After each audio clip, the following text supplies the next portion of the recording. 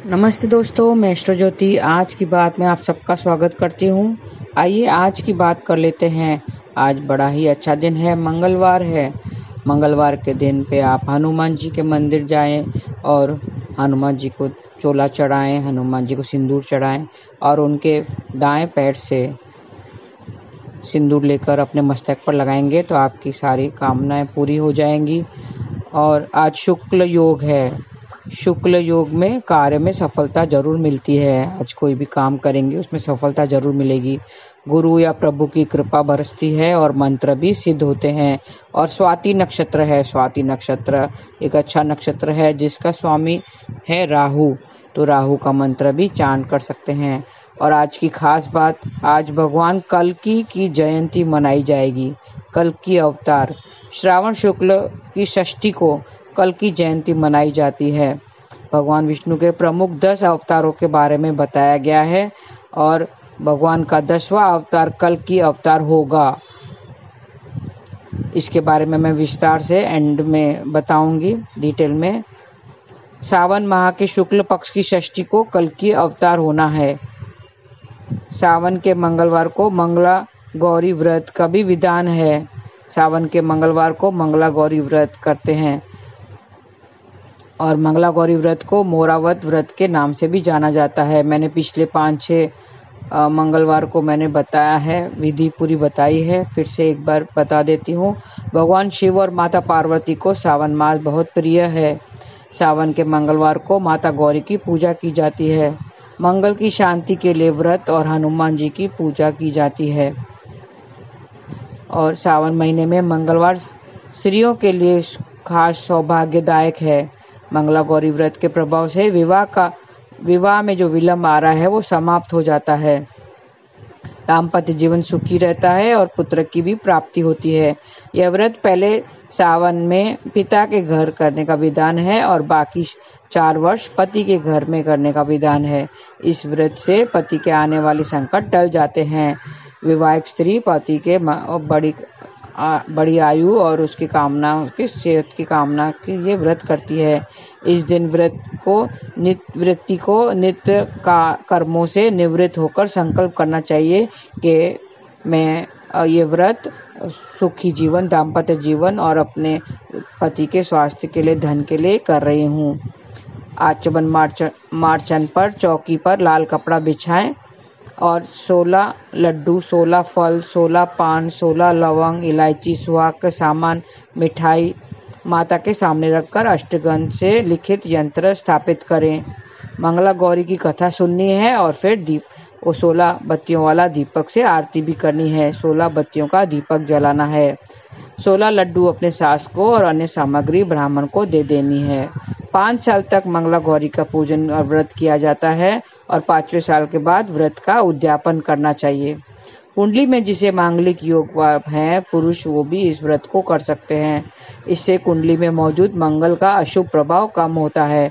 जिसके ग्रह में मांगलिक दोष है, मंगल दोष कब होता है, मांगलिक कब होता है, जब मंगल पहले, चौथे, 7वें, 8वें और 12वें भाव में होता है तो वो व्यक्ति मांगलिक कहलाता है। और जिस पुरुष के कुंडली में ये मांगलिक दोष है, ये स्थिति बन रही है तो वो ये व्रत करना चाहिए।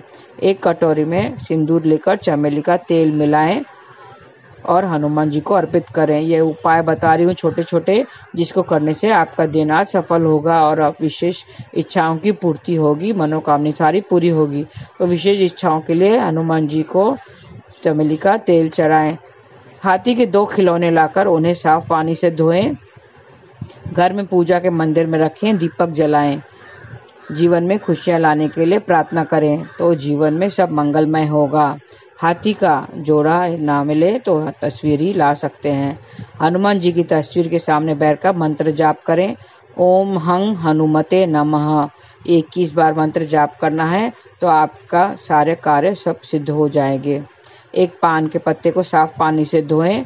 गुड़ और काले चने रखकर हनुमान जी के आगे चढ़ाएं तो आपके जीवन साथी से विश्वास बढ़ेगा और दाम्पत्य जीवन खुशहाल होगा। सिंदूर से घर के बाहर दोनों ओर स्वास्तिक बनाएं। इससे सारे काम आपके पूरे हो जाएंगे। घर के द्वार, मुख्य द्वार के बाहर दोनों तरफ से आपको स्वास्तिक बनाना है। सिंदूर में चमेली का तेल मिलाकर स्वास्तिक बनाना है। इससे आपके सारे काम बन जाएंगे। और मंत्र जाप करना है, हं हनुमते रुद्रात्मकाय हुम फट स्वाहा। ये मंत्र है, वो आप चांट कर सकते हैं। और आपका वाहन, अगर आपको वाहन चलाते हुए डर लगता है तो ये मंत्र आप चांट कर सकते हैं, उससे भय निकल जाएगा। और कैरियर में अगर आगे बढ़ना है तो एक चॉकलेटी ब्राउन रंग का कपड़ा दर्जी या बड़े भाई को गिफ्ट देना है। दाम्पत्य जीवन को खुशहाल करने के लिए लाल कपड़े में एक मुट्ठी मसूर की दाल मंदिर में देनी है। एक मुट्ठी मसूर की दाल लाल कपड़े में डालकर और प्रार्थना कर कर मंदिर में देनी है, तो इससे आपके दाम्पत्य जीवन में खुशहाली आ जाएगी। आज के दिन साबुत छिलतेदार उबली हुई मूंग लेना है और मूंग का प्रसाद दुर्गा जी को अर्पित करना है। दुर्गा जी के सामने भी आपको प्रार्थना करनी है और उन्हें घी का दीपक जलाना है और मूंग का प्रसाद दुर्गा जी को अर्पित करना है, तो आपके वाणी में मधुरता आएगी। श्री हनुमान जी की तस्वीर के आगे बैठ जाएं और 7 बार हनुमान चालीसा का पाठ करें। मैंने पहले भी बताया है कि हनुमान चालीसा का पाठ 7 बार करने से आपके मनवांछित पूरे होते हैं और सब भय दूर हो जाते हैं, सब संकट भी मिट जाते हैं। तो ये छोटे से छोटे उपाय हैं, ये करने से आपके जीवन में सफलता आएगी और सारे कार्य सिद्ध हो जाएंगे। आज के दिन गेहूं या जौ के आटे से बनी रोटी लें और मजदूर को दे दें। मजदूर को जाकर देना है, तो किसी भी चीज़ का अगर भय है वो छूट जाएगा। तो आप ये उपाय जरूर करें, तो आपके दाम्पत्य जीवन में खुशहाली आएगी और सारे कार्य आपके सफल हो जाएंगे। आज वैसे ही शुक्ल योग है, तो उसमें सारे काम में आपको सफलता जरूर मिलेगी। आइए अब थोड़े कृष्ण कथा की बात कर लेते हैं। कृष्ण कथा में मैं कल्कि अवतार के बारे में बात करना चाहूँगी। कल्कि अवतार क्या है और कब होगा? श्री हरि का कल्कि अवतार होना बाकी है। मान्यता है कि श्री हरि का एक कल्कि अवतार होना है। कल्कि अवतार के बाद कलयुग खत्म हो जाएगा। जो अभी कलयुग चल रहा है वो खत्म हो जाएगा। यह अवतार कब होगा, कैसे होगा, आइए जान लेते हैं। धर्म ग्रंथों के अनुसार जब अधर्म ने पैर पसारना शुरू किया, तब भगवान विष्णु ने अवतार लेना पुण्य धर्म को स्थापित किया। जब अधर्म फैलता है तो श्री विष्णु अवतार लेते हैं। शास्त्रों में भगवान विष्णु के 24 अवतार का वर्णन है, जिसमें से श्री हरि का कल्कि अवतार होना अभी बाकी है।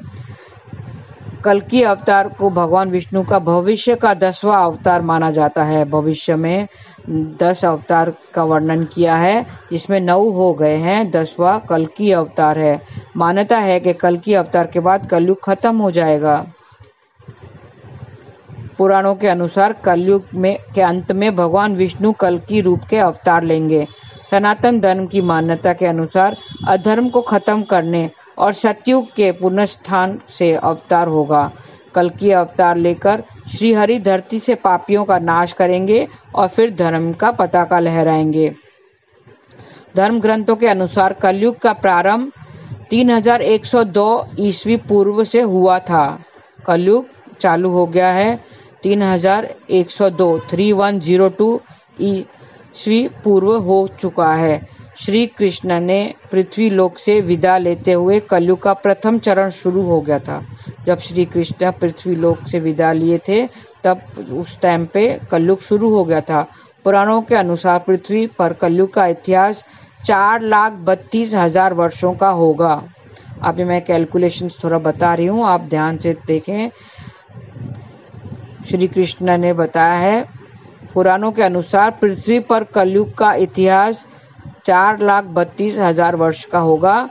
अभी कलयुग का प्रथम चरण चल रहा है। इसका मतलब है 3102 और 2023 जो अभी चल रहा है साल, 2023 साल चल रहा है, और 3102 पहले के, तो 3102 प्लस 2023 मिलाकर 5125 साल कलयुग के बीत चुके हैं। 5125 5125 साल कलयुग के बीत चुके हैं और बाकी 4,26,875 साल अभी बाकी हैं। 4 to 6875 ईयर्स अभी बाकी हैं, बचे हैं। कलयुग अवतार की उत्पत्ति कलयुग का अंत में होगी। श्री भागवत पुराण में 12वें स्कंद में 24वें श्लोक में बताया गया है कि जब गुरु, सूर्य और चंद्रमा एक साथ पुष्य नक्षत्र में प्रवेश करेंगे तब भगवान कल्कि अवतरित होंगे। कलयुग की समाप्ति और सतयुग के संधि काल से ये अवतरित होंगे। पुराणों में श्री हरि के 10वें अवतार की जो तिथि बताई गई है उसके अनुसार भगवान सावन महीने के शुक्ल पक्ष की षष्ठी तिथि को जन्म लेंगे। इसके लिए आज षष्ठी तिथि है। सावन महीने के शुक्ल पक्ष की षष्ठी तिथि को कल्कि जयंती के रूप में मनाया जाता है। कल्कि पुराण के अनुसार भगवान विष्णु का कल्कि अवतार संभव गांव में होगा। मान्यता है कि उत्तर प्रदेश के मुरादाबाद के पास स्थित संभल गांव में भगवान विष्णु का 10वां कल्कि अवतार होगा। अग्नि पुराण के 16वें अध्याय में कल्कि अवतार का चित्रण तीर कमान धारण किए हुए एक घुड़सवार के रूप में किया गया है। तीर कमान धारण किए हुए एक घुड़सवार के रूप में किया गया है। कल्कि भगवान देवदत्त नाम के एक सफेद घोड़े पर बैठकर आएंगे और पापियों का विनाश करेंगे। यह अवतार 64 कलाओं से युक्त होगा। इसके गुरु चिरंजीवी भगवान परशुराम होंगे, जिसका इनके निर्देश पर कल्कि भगवान शिव की तपस्या करेंगे और दिव्य शक्ति को प्राप्त कर अधर्म का अंत करेंगे। तो ये कल्कि अवतार है। श्री विष्णु भगवान का कल्कि अवतार जो अभी लेना बाकी है, ये फ्यूचर का जो अवतार है, जब कलयुग का अंत होने वाला है, अधर्म का नाश करने के लिए। अधर्म जब फैल जाएगा और पाप बहुत बढ़ जाएगा तो उसका अधर्म का नाश करने के लिए मेरे श्री विष्णु कल्कि अवतार लेंगे, जिससे कलयुग का अंत हो जाएगा। तो मैं थोड़ा सा कैलकुलेशन आपको ये बता दिया है। अब आइए हम अगले टॉपिक पे चलते हैं। क्रोध। आजकल क्रोध बहुत बढ़ गया है। क्रोध करने वाले व्यक्ति को नहीं पता कि वो क्या कर रहा है और उसको फल भी नहीं मिलता है। तो क्रोध आता है, हमें बहुत तरह से क्रोध आता है। क्रोध की बहुत सारे, जब हमारे डिजायर्स फुलफिल नहीं होते हैं तब क्रोध आता है। जब हमारा कोई अपना हमसे खो जाता है तो क्रोध आता है। जब अभी मृत्यु हो जाती है तो हमारे मन में क्रोध आता है। जो हमारी इच्छा अनुसार नहीं होता है तो क्रोध आता है। अहंकार वश भी क्रोध आता है। क्रोध से अहंकार बढ़ता है। शास्त्रों में क्रोध को मनुष्य का सबसे बड़ा शत्रु माना गया है। भगवान श्री कृष्ण ने श्री भागवत गीता में क्रोध को नरक का द्वार बताया है। क्या बताया है? क्रोध नरक का द्वार है। कहते हैं कि क्रोध में व्यक्ति खुद का भी नहीं रहता। क्रोध में व्यक्ति अर्थहीन बातें करने लगता है और आपा खो देता है, वो कुछ भी कर बैठता है। क्रोध और आंधी को एक समान बताया गया है। दोनों को शांत होने के बाद ही पता चलता है कि कितना नुकसान हुआ है। लेकिन मनुष्य के क्रोध का कारण क्या है? भगवान श्री कृष्ण ने गीता में इसके बारे में बताया है। भगवान श्री कृष्ण ने भागवत गीता में क्रोध को नरक का द्वार बताया है और जीवन में हमेशा वो दुखी रहता है जो क्रोध करता है। जो क्रोधित टूटता है, छोटी छोटी बातों पे क्रोधित हो जाता है, वो जीवन में कभी तरक्की नहीं कर पाता और जीवन में हमेशा वो दुखी रहता है। क्रोध करने से मनुष्य कभी भी सही निर्णय नहीं ले पाता है, जिसके फलस्वरूप मनुष्य का जीवन और भी कठिन हो जाता है। श्री कृष्ण के अनुसार बेवजह किए गए क्रोध से मनुष्य को कोई लाभ नहीं होता, उससे अपने कर्मों का भी फल नहीं मिलता और उसे कष्ट भोगने पड़ते हैं। भगवान श्री कृष्ण ने कहा है कि क्रोध सभी विपत्तियों का मूल कारण है। क्रोध सांसारिक बंधन का कारण है। भगवान श्री कृष्ण ने क्रोध को धर्म का नाश करने वाला बताया है।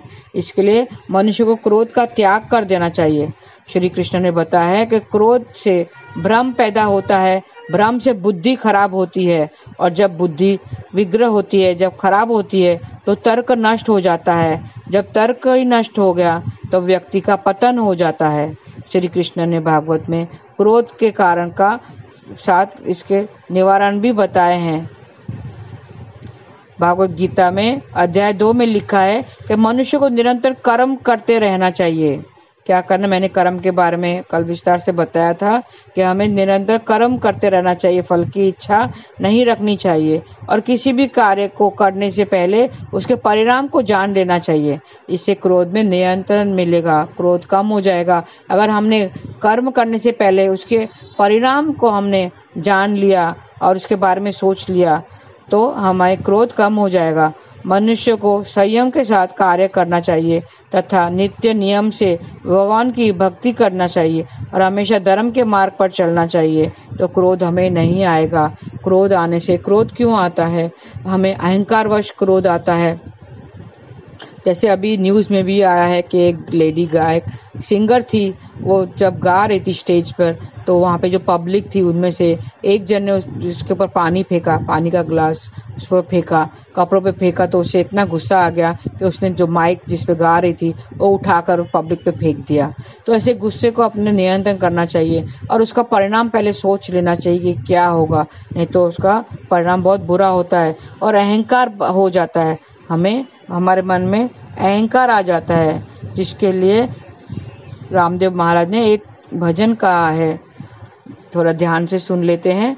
जिस दिन घमंड अपने सर से उतार देगा उस दिन विधाता अनमोल प्यार देगा। कहते हैं कि तूने अगर जिस दिन घमंड को अपने सिर से उतार दिया तो उस दिन विधाता अनमोल प्यार देगा। जिस दिन घमंड अपने सिर से उतार देगा, अपने सम्मान जग में दाता न और कोई, देने पे जो वो आए तो बेशुमार देगा। जिस दिन घमंड अपने सिर से उतार देगा उस दिन विधाता अनमोल प्यार देगा। मन वचन कर्म उसकी आज्ञा अनुसार कर ले, पल दो पल याद कर उसका सर्वस्व वार देगा। जिस दिन घमंड अपने सिर से उतार देगा उस दिन विधाता अनमोल प्यार देगा। भगवान छोड़ साथी इंसान को बनाया, सुख में साथ देगा दुख में बिसार देगा। जिस दिन घमंड सिर से उतार देगा उस दिन विधाता अनमोल प्यार देगा। भेजा था जग में करने को कुछ कमाई, किसको पता था जीवन में यूं गुजार देगा। जिस दिन घमंड अपने सिर से उतार देगा उस दिन विधाता अनमोल प्यार देगा।